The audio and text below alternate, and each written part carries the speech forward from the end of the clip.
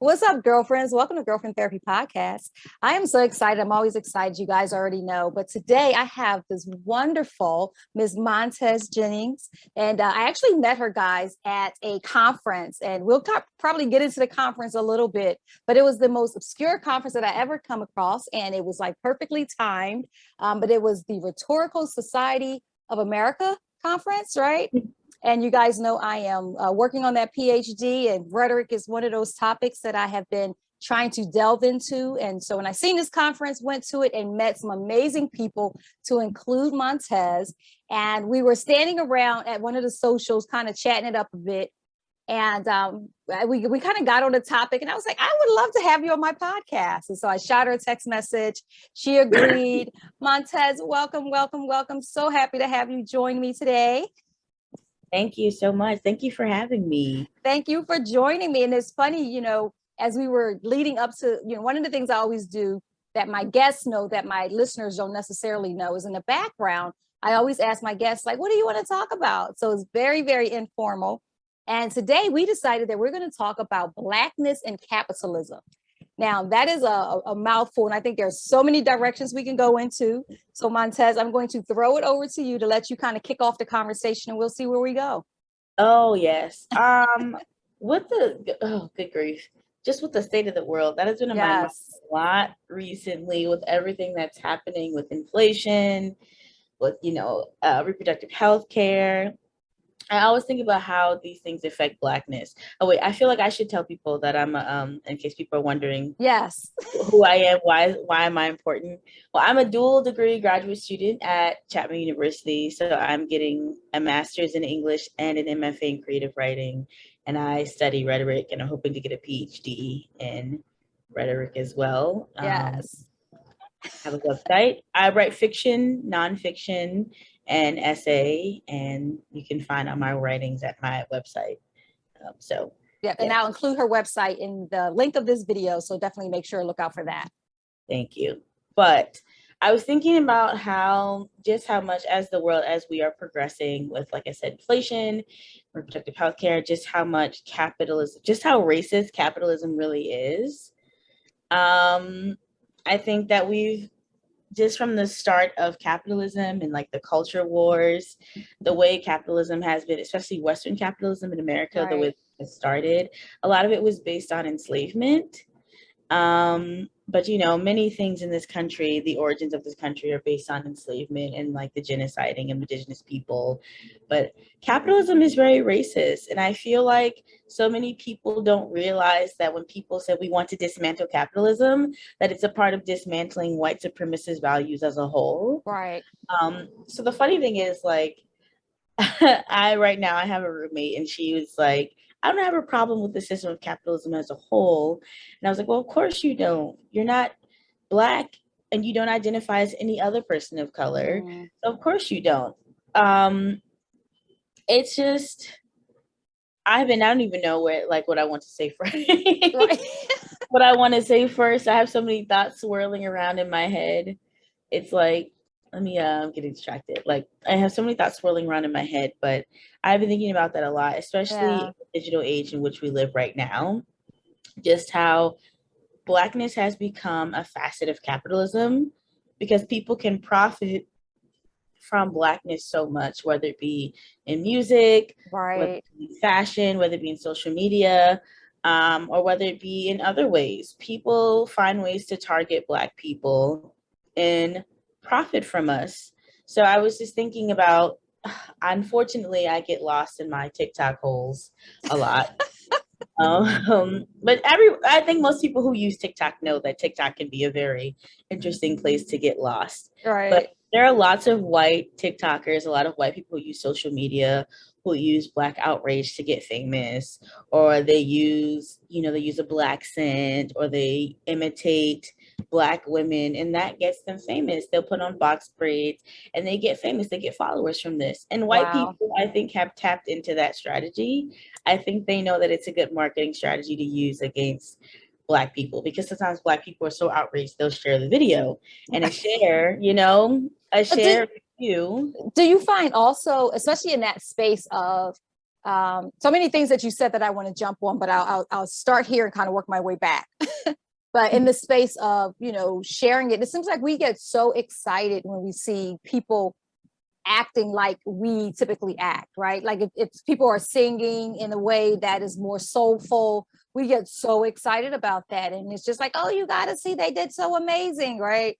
When it's like, they just sound like any other singer, but because they put that soul or spin on it, people tend to, appreciate it. It seems a little more. And you see, like, I'm rolling my eyes and like making Yeah. faces. It's like I was thinking, I was talking to someone about this recently, and it's like we just love Black things on not Black bodies, right? Right. Like, love hearing white people sing soulful. And this is a problem that encourages white people to continue to steal from us. Yeah. And I'm not saying it's the fault of Black people, but what I'm saying is that with there are Black people who get very excited to see, like, that video. I'm pretty sure you've seen that video of that white girl who was like rapping the Little Baby song. No, And she got really famous. She got like really famous from it. People were sharing her video, but turns out there was some tweet, Black women are super sleuths. So they went on her Twitter and she had said the N-word all up and down her Twitter. And then she deleted her Twitter. And I'm like, why do we get so excited to see Black things on not Black bodies? Like, I've seen white girls get famous for wearing long acrylic nails, on TikTok. I've seen, the rapping or like I said, the doing of the box braids. I don't know what it is, why. And it's the age old saying, right? That people love what we make and they love everything about us, but they don't love the person attached to it. Right. Was it they love our rhythm, but don't like our blues or something? Yeah. Like they love our rhythm, but they don't want the rest music that we make. Something exactly. like that. And it's like, this is like racism finds a way to reinvent itself.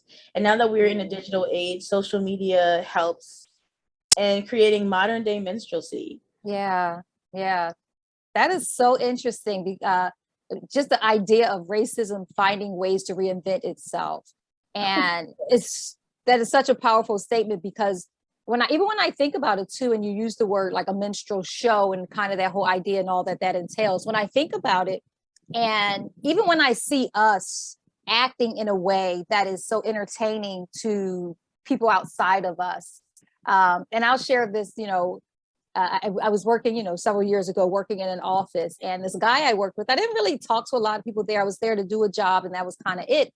But this guy I worked with, he, kind of pointed out that, they look at us as entertainment. Like, they're always looking at, if you're the new Black girl in the office, the expectation is that you're going to entertain them and you're going to come in with a honey child, sister girl, that whole kind of thing. And when you show up in any other way, they really don't know how to take you. And so I think that's a part of it. When we fall into those stereotypes and start to act in ways, I think that entertaining to them or for them to mimic. And I will say that personally, I think it's unfair to Black women, right? That we have to be on all the time, stay on in the sense that, saying like, oh girl, oh child, that might just be a part of somebody's like daily dialogue. And I think it's unfair to Black women that we have to be on all the time so people don't either steal from us or make us out to be something to be used for entertainment. Yeah. I think it's so unfair to us. And I don't know if I feel like Black women especially are always under a microscope, like you said, when we go places, in our workplaces, even when we go out casually, we are always under a microscope to see, because, I'm a big proponent.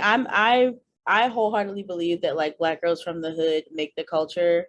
I mean, I grew up in West Baltimore, so I saw all the trends from jelly sandals to like the updos that are coming back. I had my mother's sisters would wear those hairstyles. They would wear all the jelly shoes and like the square sandals. Black girls from the hood make the culture. And I think that they get treated very unfairly, because once they donate to the culture, once they make this culture, people tend to cast them aside. And sometimes we treat them like they are pariahs of the Black community, like they're embarrassing us. But I don't think so. I mean, I have an aunt, right, who like, she loves to call herself like ghetto fabulous, whatever. That's what she likes. And I'm not going to take that away from her, because that, that's what she likes, is where she grew up. And I don't think that anything has to be taken away from her. I find it to be a tad unfair for her to go somewhere and like, not only will white people look at her, or like there are Black people in higher facets of society that will look at her and judge her, but then those same white people will turn around and mimic or have the same mannerisms, and people accept that. And that is where a part of where my issue lies, is that Black women have always donated to culture. Black women have always contributed in some way, and we're always just discarded. I think that America relies so heavily on, America wouldn't function without Black people. For sure. I mean, America wouldn't function without other people of color either, whether it be Indigenous people or, Latinx people. America, wait, I think that's a California thing. I feel like Latinx. Yeah, I've heard it here as well. So I think it's spreading. That terminology is spreading. Okay. I just had to mention, I was like, is that a California thing? Because I don't know. I feel like, do people in other parts of the world say that? I don't know. Yeah. But I feel like this country would not function without BIPOC people. And the most interesting thing about it is that there are lots of people who fail to realize that. I mean, from like the old railroad systems, right? Like we had those laws in which like Chinese immigrants built our old railroad systems. We now have like immigrants working jobs that Americans don't want to work. And of course, we have like Black and brown people in like low income communities doing all these jobs that people deem themselves too good to do. And without those jobs in society, our society would not function. Yeah. Use people. The problem is, in our society, we often measure people by how productive they are. We measure people by what they can do for this country.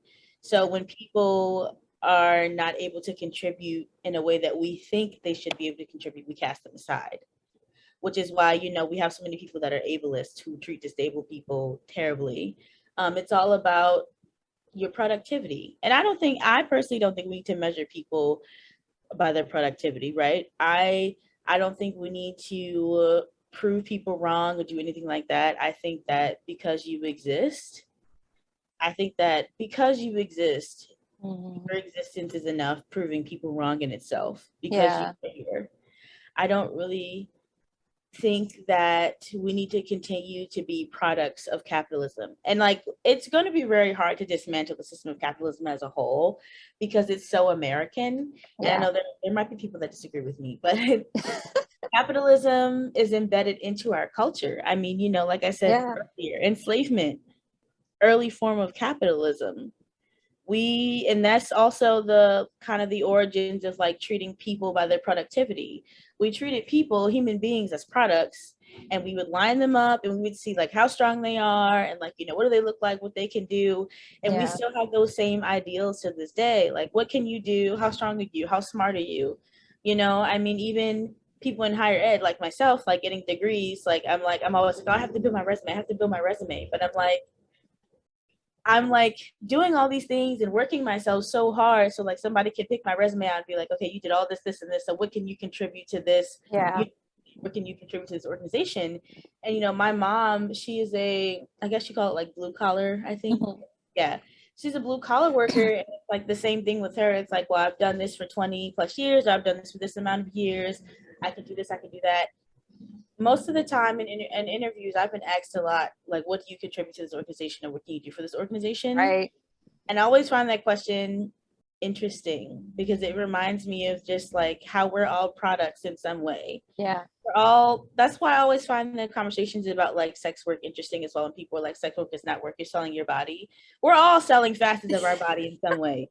We are. I mean, exactly. You said so much that I want to unpack a little bit of it. No, it's good. It's good because there's a lot of, like I said, there's a lot of different ways that it can go. But I want to unpack some of it because just, for the sake of the conversation, but then also for the sake of clarity and the sake of just getting something from it, right? I think one of the first things just to talk about from the beginning, talking about slavery. And a lot of times people don't want to hear that slavery was not about treating Black people poorly or Africans poorly. It was about economics. You know, it was, we could get this labor for free, and all the other stuff was all about the control and maintaining that level of economics, you know, off of the free labor of slaves, right? But we oftentimes, people, they tried right, to exactly. enslave people first, and that didn't work out. So then there was the idea was like, get people that can withstand the sun. And they're like, oh, Africans are dark, they can withstand the sun. Right, which is weird, but yeah. But then I think that even when we talk about capitalism, like I'm always kind of see it two different ways. So as a person who was like raised in the inner city of Philadelphia, you know, to a mother who was on, you know, welfare and all those different things, and you see that it was through capitalism that I feel like I was able to get out of that economic situation, if you will, or get out of that what is the word I'm looking for? Get out of that, I guess, economic status, and then move into a higher economic status. I think that it was on kind of because of capitalism that I was able to do that. So I always find it hard to just kind of say capitalism is bad, you know, because I feel like it allows you to navigate from, you know, social economic levels to, you know, to get to higher levels, and, you know, in the social status. I think, you know, I think capitalism has always existed in some facet. Yeah. Right. But I think the way we do it does not work. I mean, with capitalism, it's interesting you mentioned that, because with capitalism, there always has to be someone at the top and there always has to be someone at the bottom. And it's very fortunate, you know, I'm from West Baltimore, so there are people who live in people who are born in some of those neighborhoods who've never left those neighborhoods. Right. There are lots of people who live in poverty, and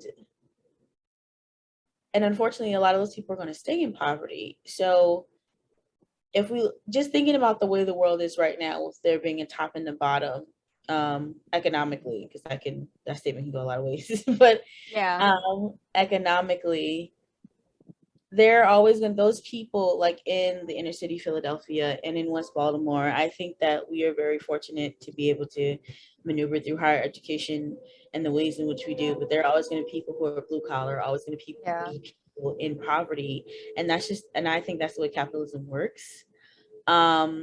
That's an interesting point you made. How do you see that, like, you moved, if I may ask you a question? Yeah, absolutely. No. How did you see that you moved from like being in the inner city from one economic status to another through capitalism? I think that for me, it's like looking at other opportunities. So you know, like you said, for generations, I mean, you have people who grow up in inner cities and kind of stay there for generations, and you get your, you know, your blue collar jobs, and not that that's a bad thing. But I do think that it creates constraints perhaps on where you can go, because all of that is like really, I think that's when you start getting into some of the systemic, I want to say racism, but some of the systemic issues that we see within the economic system, where we need this percentage of people to do, like you said, the job that a certain percentage of people don't want to do, right? Or higher, I guess, wealthier people, whatever, don't want to do. So you're always going to kind of have that. But I think for myself, I, you know, was able to take advantage of the different opportunities that I had. So growing up in West Philadelphia, you know, single parent, mother on welfare, ended up going into the military. So that was kind of like a first step for me. And then once I got into the military, then it's like, okay, what else is available? So it's almost, for me, it feels like a game of like a video game. It's like, okay, I get to this next level, and now I can kind of see a little bit further over the horizon, right? So I go into the military, then it's like, okay, this creates a path for me to go to college. So I go to college, the military is paying for it. I don't have to, you know, have the burden of student loans. I don't have to have the burden of, you know, trying to figure out how to pay for it myself. So the military pays for me to get my undergraduate degree. And then it's like, okay, now I got this degree, and that opens up another door, right? And now I kind of walk through that door and kind of see a little bit further over the horizon. And then it's like, okay, I see a path to get my master's degree. And with each level and each step, there has been an increase, not just in my my financial situation, but there's been an increase in what I have to offer to society as well. And then also there's been an increase in opportunities. And so I think that for some people, you know, there is, and I don't want to say there's this fear of leaving outside of your area that you're comfortable with, but I think sometimes when you are afraid to leave outside of your environment, and unfortunately for a lot of reasons, you know, people sometimes get in that mind space where it's like the whole world only exists in this 20 block radius of West Philadelphia, or this 20 block radius of West Baltimore, you know, and so you never get to see over the horizon what else is not just available to, but available to you, right? So does that make sense? I mean, I could continue that whole, you know, the whole path, but that's essentially, you know, what it is. It made sense. Yeah. Yes, it's a lot of, I think that, I feel like our societal problems are like this big tree, right? Yeah. And I feel like the roots are like, most of it spawns from white supremacist values, and then everything branches out and goes up. Yeah. I feel like, you know, capitalism is a branch, racism is a branch. Like these are all like the children, the offspring of Right. white supremacy. And I feel like a lot of times people, even sexism. That's a good way of saying that. I like that. I could see that. Even like sexism, homophobia, transphobia, you know, like even the gender binary, like all these things are like these like children of white supremacy, and they come from these like Victorian values, these Puritan values that we have kept in this country for a long time. And so for America to be a place that wants to be so different, and, you know, land of the free, home of the brave, we have a lot of values that are still modeled after our predecessors that created this country and the predecessors of where they came from. I feel like it is, yeah, like you said, it is like a game. That's why, you know, I've heard people call it a rat race, a game. Yeah, It is exactly. so it's always about like selling yourself, or like doing what you can to get ahead of the next person. And I really wish that our society just didn't function that way. Because a lot of times we do lose parts of ourselves, or we lose parts of people that we knew. Nothing in this life comes for free, unfortunately. Everything in this life comes at a cost. So it becomes a matter of, what are we losing and what are we gaining by maneuvering throughout these different circles? Yeah. And it becomes the same thing with the way in which we are all like pawns, we're all players, we're all being used in some way. Now, I'm not saying like there's this like, you know, puppeteer, puppet master at the top. Yeah, no, I'm not saying that. I'm speaking metaphorically, of course, that we're all pawns, because we all become, even people in higher ed, we are products to be used in some way. You know, we get our specializations and then we go in different routes of using them. And it's like, what do you have to offer this university? Okay, you're going to be an adjunct, you're going to be an associate professor, tenure track. We are we're selling our minds. We're selling part of our mental capacity, part of our emotional capacity. And people who do blue collar work, they're doing all of that. They're selling their physical capacity, emotional, mental, and sometimes even their spiritual capacity. They do a lot. And everything is a product. And then we get down back to thinking about, you know, when we think about like our communities, like Black people, we are some of the biggest products there are. Because if you think about it, when you go to a lot of places, a lot of like public service, or a lot of places that have customer service, a lot of the people who work there are often ethnic. Yeah. They're either going to be Black or they're going to be Latino or Latino, right? Yeah. Like, and these people, they get up early in the morning, day in and day out, and they work their fingers to the bone, and they get paid a really crappy wage to put up with people in the public, you know, putting up with people like us. When I say people like us, people in higher ed, or people, you know, who are getting higher degrees, who sometimes come in there and they snub their noses at them and they tell them get a better job or do better in life. But it's a matter of the way we think about things. Like, you know, we think that because we have ascended in our higher degrees that we're not products anymore. Right. we are a different part of this system, but we're still there. Exactly. No, I agree 1,000,000%. It made me think of this movie. And I'm always interested in the topic of economics in general. But you can't talk about economics, especially without talking about capitalism and what it looks like here in the West. But it reminds me of this movie, of all movies to quote, it's like this Justin Timberlake movie is called In Time. Have you ever seen that? I haven't, but I know the movie you're talking about. Yes. Such a great, I mean, when you talk about the system of capitalism, it's such a great movie where the currency is not dollars, but it's time. Yes. And of course, the people with less time, which, you know, kind of the people with less money or whatever, their time is very valuable. So when you're in like the inner cities or whatever, like everybody's running because, hey, I don't have the time to waste. But if you go into these higher echelon communities, everybody's walking, they're very leisurely, and because they have all the time in the world. But if that movie is so powerful, I think, and such a conversation starter. But you said you haven't seen it, but you're familiar with it. I am. And the thing is, like, you know, and it's funny you bring up time because I really think time is arbitrary, to be honest. I really think the way in which we use time is a man-made concept. Yeah. I mean, yes, the sun goes up and the sun goes down. I agree with that. However, I think the way in which we use time and we've made time so crucial in our day life is a very man-made concept.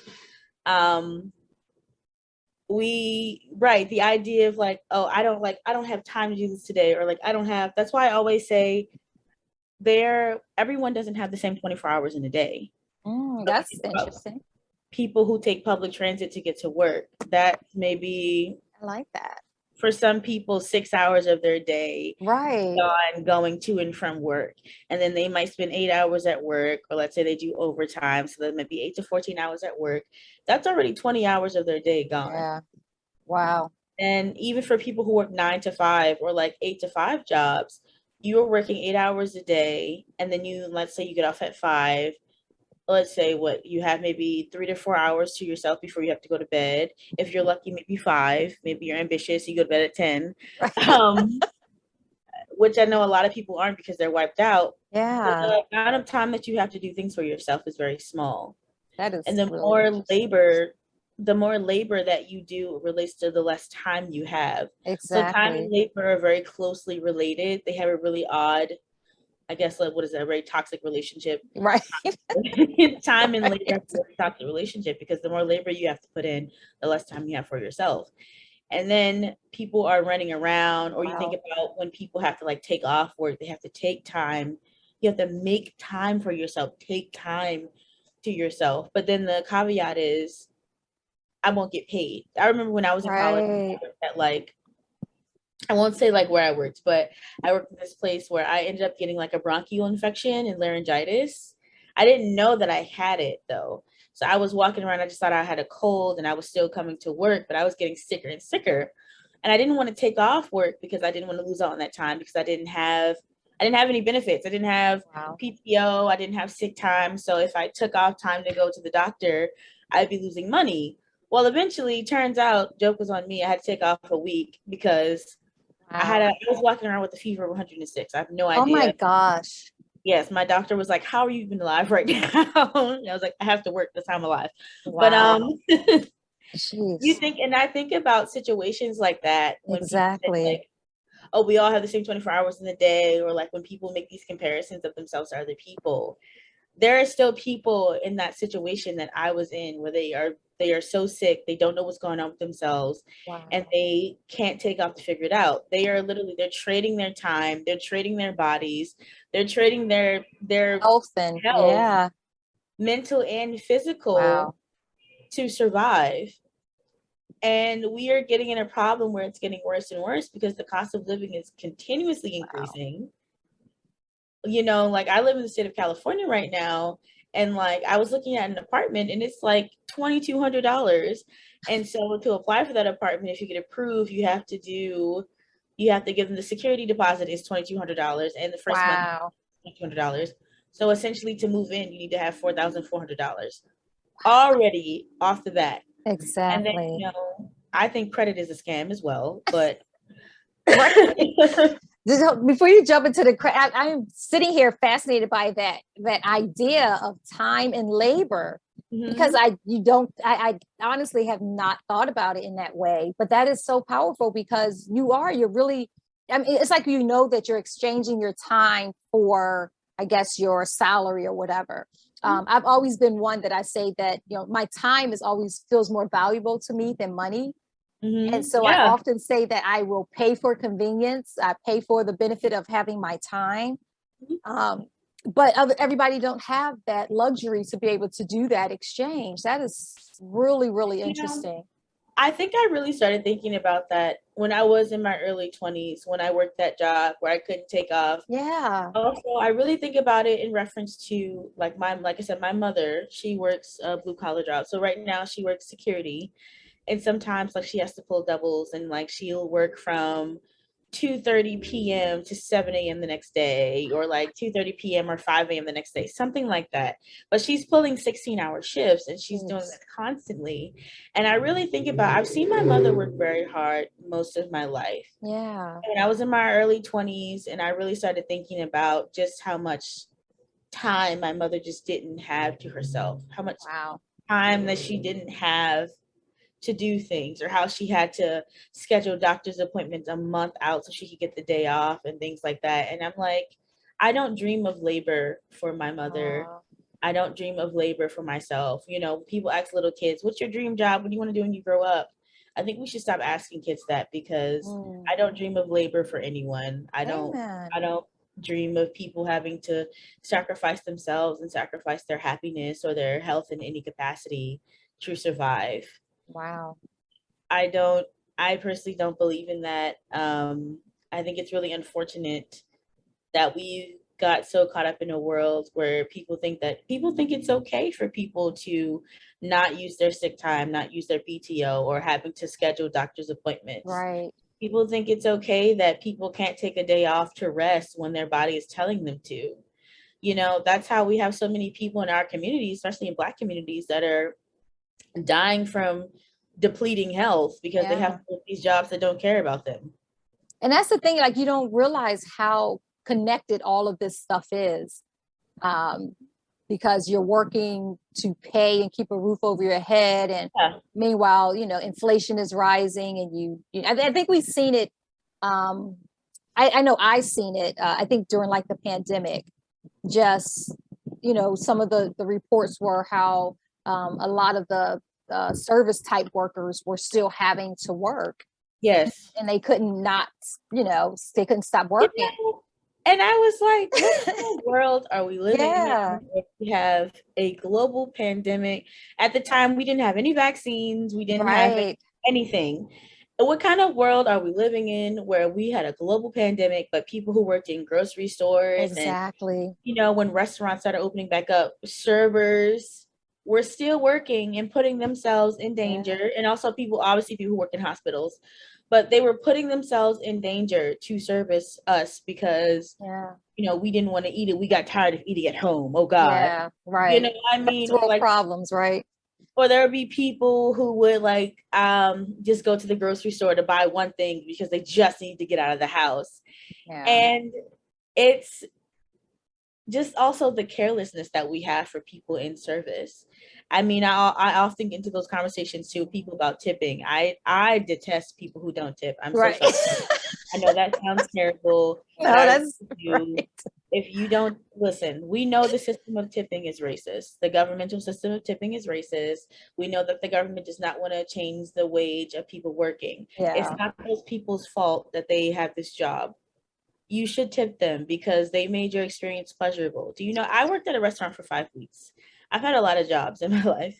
And you would be surprised how many servers, like the things that we have to deal with, or dirty old men who come in for young women who were servers. Oh, wow. The same thing. Dirty old women too who harass young boys who were servers as well. The server makes your experience pleasant. They are the face of I believe they are the face of the restaurant, and they make you want to come back because of their service. They're so pleasant. And you spend, I don't know how much time with this person. They've entertained you in some way. They made sure your order is right. They checked on you. and you can't leave them a measly $5. Yeah. I just, telling people, well, good or better job isn't the solution. Every job needs a living wage. Every job needs to treat people with respect and dignity, because every job is important. From the head chef in a restaurant to the server to the hostess, all those jobs are important. Yeah. And I feel like the same thing from the janitor to the CEO, all those jobs are important because they all make whatever organization run as smooth as possible. Can you imagine if every janitor quit? If every person, every custodian just up and left? Yeah. Can you imagine if and we do have that problem. There are some restaurants that are saying, "No, we're understaffed. We don't have enough wait staff." Of course you don't. You want to pay $50 an hour, and people complain about not tipping them and tell them to get better jobs. Yeah. And they do, and now we see this problem in which we see how important those people are in society. And I think, and that's another facet of capitalism that encourages us to rank people, to create hierarchies for people. Like, this person is more important than this person. So like, I'll schmooze this person and talk nicely to this person, but I'll just ignore this person. And, I've seen it too. Like at universities, I'm still a graduate student. I've seen the way some students will just blatantly ignore the custodial staff, which me, on the other hand, I like to get to know the custodial staff. Say hello to them, or how are you doing? I mean, I was also raised in West Baltimore. I don't know. That's how and right now I live in Orange County, so you can imagine. Oh, wow. Yeah, the cultural differences. So just seeing that people discard people because of what they think of them. Like, and this also goes to like productivity and products too. Like, sometimes we do the same thing when we look at a product, right? This product is better than that one, so I'm going to take this one, I'm going to leave that one, I'm going to discard that one. It's the same kind of concept. And I don't think that we realize that we are so caught up in these systems and this way of living that we even treat each other like products. Exactly. That is no, so that, I mean, everything you're saying is so fascinating. Like, I feel like we could talk about this for hours. Yeah. It really is so interesting, and things that I don't know that I hadn't really thought about, or I just hadn't really had anyone kind of explain it in the way that you're explaining it. And I particularly, when you said that everybody should have a living wage. Yes. Like that doesn't even sound like something unfair. Right. It sounds very reasonable. Are debating about that. Like, I remember when the $15 minimum wage conversation was happening, and so many people were like, you think teenagers flipping burgers should have the same amount of pay as such and such? I do. Wow. And it's not about having the same amount of pay. Like, the idea for me is not like, I'm not going to be the type of person that's like, this person makes the same amount as me, and I went through all these hoops. I got a degree and this degree and that degree. My idea is that this person needs to survive. I don't care how much they make, as long as they're making a living wage. Right. I don't think that people should have to work 2 to 3 jobs to survive. I think that capitalism also encourages hustle and grind culture, which I'm also against. I don't want to hustle. I don't want to grind. I don't want to do that. And I don't think people should have to survive. Exactly. You break yourself down traveling from place to place, doing one job to the next. You barely have any time to think. Some people don't even have time to eat between jobs. I definitely don't believe in that culture of like, I have to grind to get it. I think people should be able to survive. People should be able to live comfortably. And I feel like there might be quite a bit of people who disagree with that point, but I really do. I think people who work at a fast food restaurant should have a living wage. I don't think, mean, because the thing is, if you look at the statistics of it, most of the people who work in fast food restaurants are like Black women or middle-aged women with families. Yeah. Just the next time you go to like, or teenage, there is an amount of teenagers, but a lot of them are Black women. So the next time you go to a restaurant, just look around and see who's, especially like a McDonald's or KFC, it's probably going to be an ethnic woman of some sort, probably maybe middle-aged. She might be the manager, or she might be the person, a cashier, but just observe who's actually working. And I think that these things don't set into people. I'm not going to say that this person should have made better choices in their life to have a better job. I don't know what their life was like. Yeah. And we all know that because we all exist under, like I said, there's that tree again, under this giant tree with white supremacist structures as the roots. Yeah. A lot of people's lives can take different turns. Yeah. I just like, you know. Yeah. And I think also, I mean, even when you think about that structure, I think you said this, it kind of pits people against one another. So it's almost like, you know, in the society that is built on this social currency, if you will, it's almost like I have to prove that I have more social value or societal value than someone else. And in doing that, you're kind of like putting other people down. I mean, it's, you know, it kind of reminds me of the way like we have like, you know, women who talk about other women on the internet. Yeah. Same way sometimes we have like Black people who will call other Black people names for being quote unquote ghetto, you know, the certain type of Black you have to be, a certain type of woman you have to be. It reminds me of those things. And it's always something like, you know, look at me, I'm much better than this person, I'm much better than that person. When in fact, it really doesn't have to be that way. I don't believe in fighting. I don't believe in a lot of things, but like I feel like that's the common phrase that I'm saying. I don't believe, but I really don't like, especially for people of color. They like make it seem like we have like this one little piece of a crumb, and then like, okay, you see this little crumb. All of you now break this crumb into eighths and fourths and fight for a little piece of this crumb. When in fact, the bigger picture is like there's a whole cookie that crumb came from. And I don't believe, and you know, I'm a writer, and they do that a lot, and that happens a lot with writers of color. We have to like fight for these crumbs in publishing or fight for these crumbs. I don't believe in fighting for crumbs when I know there's a whole pie, there's a whole cookie, there's a whole something that crumb came from. And I think another big part of capitalism and productivity is that this idea that you need to fight for this little crumb, when making you forget that there's something bigger behind it. I just wish, and maybe, you know, I'm too idealistic, but I think the perfect world for me would be one where people don't have to dream of labor, where people can live comfortably, where people had enough of a salary to support themselves and their families. Like I don't believe there should be anyone struggling to pay rent. I don't believe there should be anyone who is homeless. Like homelessness annoys me, not people. Homeless people, houseless people do not annoy me. I think the systems that help them become homeless are what annoy me. Exactly. I do believe that people deserve to not be without a house. Wait, let me make sure that sounds right. I don't.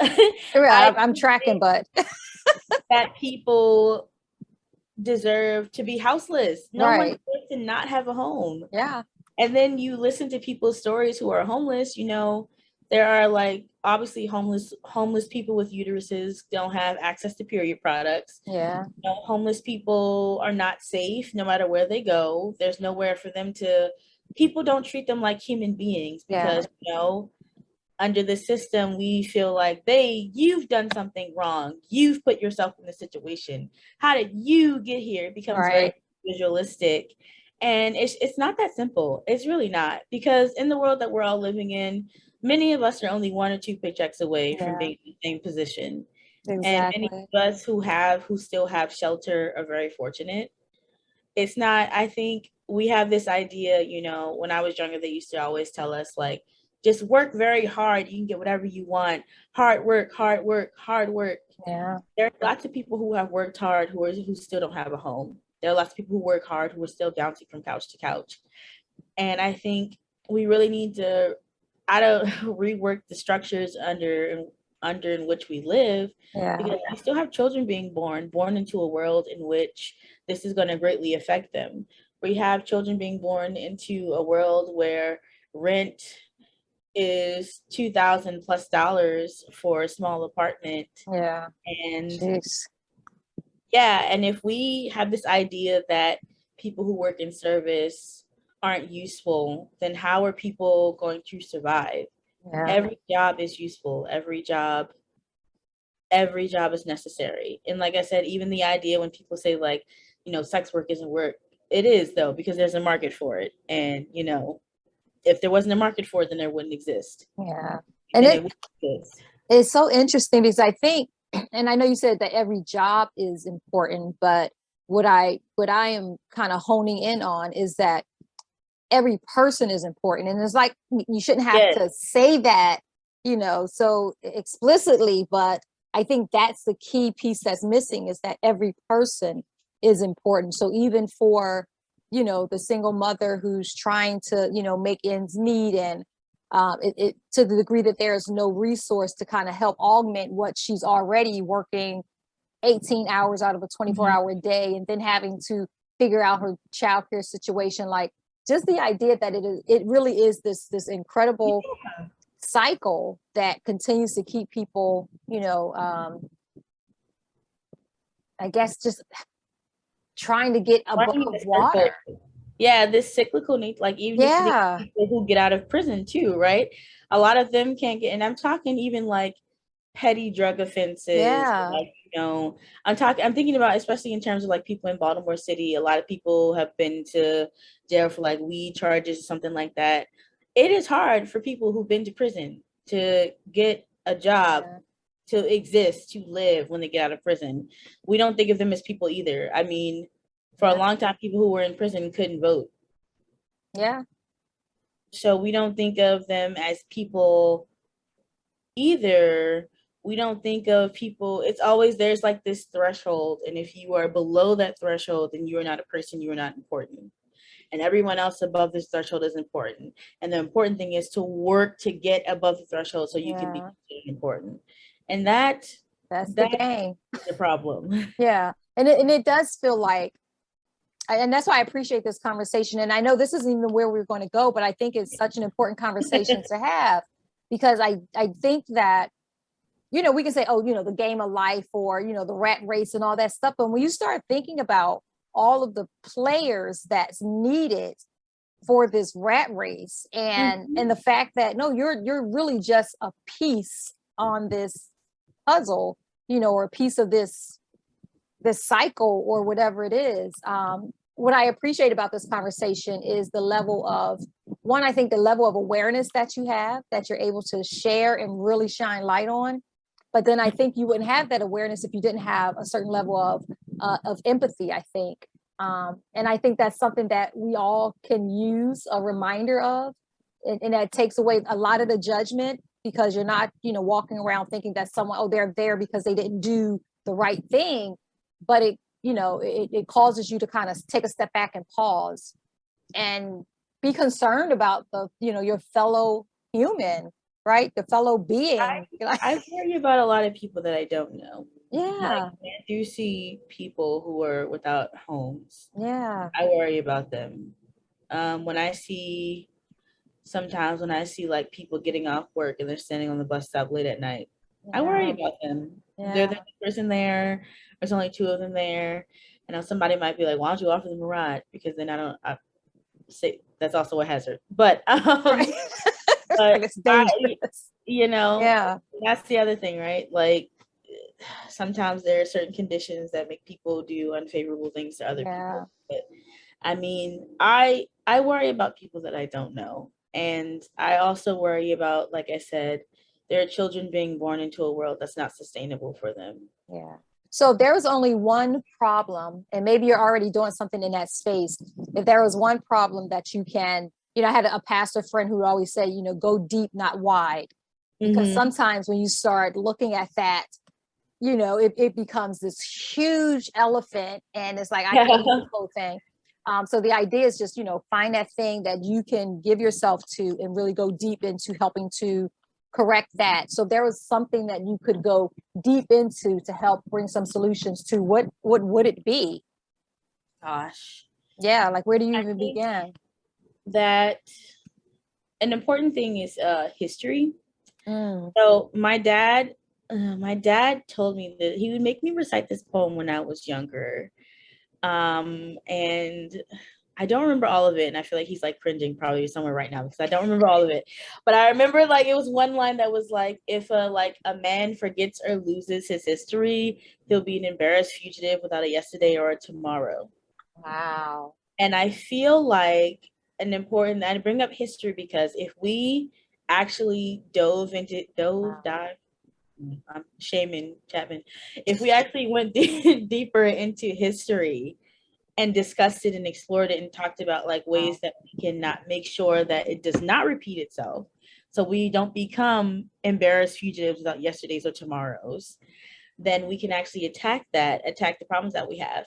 I think a mission of mine, and I say this quite often in a lot of my work, I want my work to be like a love letter to Black women. And I'm always working for Black women in some way, shape, or form. And I know the question might be like, well, you're a writer. How do you do that? Well, it's a question I've gotten before, whatever. Right, but right.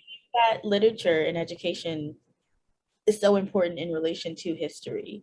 Literature is a part of history, education is a part of history. And I'm hoping to donate to those two things, literature and education, to make sure that we can produce better content and better worlds for people. I don't like to be pessimistic, but I don't think the world that I want to see will exist in my lifetime. But that doesn't mean that I won't try to do, like academic work to make it happen. Yeah. I think everybody has their part, whether you are an artist, an academic, an activist, an advocate, or, even if you're just a person who doesn't have the time to be an activist or an advocate, we all have our part in making this world better, whether it's just like teaching your children to be better, whether it's, being better to each other. I think those are the things that I really want to concern myself with, and how I can make sure I'm using my writing and my academic work to be very intentional. So how am I like expanding somebody's mind? How am I opening up a world for someone? How is my writing creating conversations about things in our communities? I really want to make sure that I'm intentional with that, because I think the more intentional we are with our language and with what we are doing in our work, the more problems that we can solve. People are like kind of like vague, like, oh, maybe this, maybe that, or like maybe we can just have a little bit of racism because it'll inspire discourse, or maybe we can have just like a little bit, I think we should stop compromising on these things, like saying like, oh, maybe we should slap someone on the wrist for saying that sexist thing or that racist thing. It's okay. Discourse. It doesn't encourage discourse.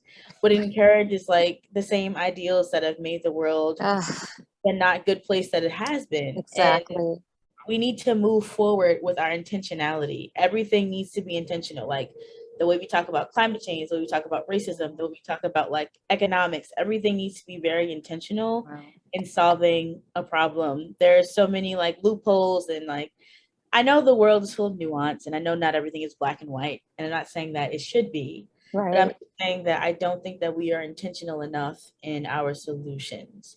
There's always a caveat somewhere, like even like what's happening in the world right now. Exactly. There's always a caveat, but wait, or this, it's. And I think that I tell everything that you're saying. I can't wait to go back and listen to this, because I know that my brain is literally only grasping bits and pieces, because you'll say something and I'm just like, this is so good. And then there's so much more that I know that I'm missing. So I can't wait to go back and watch this. But I think that is a big part of it, is that as long as there is discourse, then there's not going to be any real efforts to find solutions. And I think that's really at the crux of the problem. But I think that is intentional with this capitalistic society, which brings this conversation full circle, right? And obviously I'm not saying that we shouldn't have conversations about things. Yes, we should. Yeah. But what I am saying is that sometimes we have conversations and they just become debates or arguments. Exactly. They don't go anywhere, and we're not actually having a dialogue. We're not actually creating discourse. We're just shouting words back and forth. Nothing gets done. I mean, our government is a good example of that. You took the words right out of my mouth. They can agree on detrimental decisions, but reparations is still up in the air on the floor, right underneath. I don't know, but we can't. We need to do better. Yes. 100%. Yes. So And like I said, I want to be very intentional in my work. I want to make sure, you know, every person in my life has felt appreciated in some way. Every person I've known has felt appreciated, even if a person that I met in passing. I try not to make sure that like I'm not nasty to people. I try to make sure of that. And I know that's not really changing the structure of capitalism, but I think we can start with like working on our individual selves. Yeah. The way we view each other, the way we view people, the way we view this system. We need to educate ourselves. We need to expand our minds, open our minds. And I think that we can, we all take our place where we need to be, and we can start changing the world. Amen. Montez, this has been such a wonderful conversation. Thank you. I'm like I said, I can't wait to go back and just really watch this over and over again, because there's so many nuggets of great information that you've been dropping. I mean, things that you don't just want to go in one ear, not the other, but that you really want to sit and think about. And I know even for myself, just hearing you, talk about being more intentional, it causes me to kind of look at myself and say, okay, what do I need to be more intentional about? Or what is that thing that I need to go deeper with? That has a greater impact outside of just me and the things that's interesting to me. So I appreciate that so much. And I know, time always goes by so quickly, but I wanted to give you opportunity if there's anything else that you wanted to add or share, before we wrap things up. But I wanted to give you an opportunity if there was anything else that you wanted to share with the listeners. No, I think that I've talked everyone's ear up quite enough. No, this has been wonderful. No, thank you so much for having me. Thank you so much for being here. I'm telling you, I think this is one of those conversations that people are going to have to kind of look inward, because I think what we're talking about really is, it is so timely and it is incredibly important. And I think sometimes in our busyness, we can just, disassociate ourselves with the reality of where we are as a society. But I think the only way it's going to change is if people get more intentional and really recognize the part and role that we play in this structure that continues to, step on the backs of those who are so many who people. we consider, so many people. Because unfortunately, it's not changing from the top down. Exactly. And I think hopefully in our future, we can have some future politicians who have different mindsets and be more about the people, right? One last thing. You mentioned busyness, and it reminded me that sometimes it's good to look inward, like you said, because sometimes busyness fills a void for something else. Exactly. Absolutely. And then it makes us feel like we're doing something when really we're just running in circles. So cyclical. Exactly. Thank you so much, Montez, for this amazing conversation. This is going to be one of those that like I said, I'm going to look at over and over again, because I know that I've missed quite a few of those nuggets. But this has been an amazing hour of conversations talking about Blackness and capitalism. Has been so eye-opening and enlightening. So it went a lot of places. Thank you so much. And it naturally went in a lot of places. So I think it was very necessary. But thank you so much. Thank you guys so much for joining us. I pray that this has been enlightening for you as it has been for me. And until next time, blessings. Thank you so much.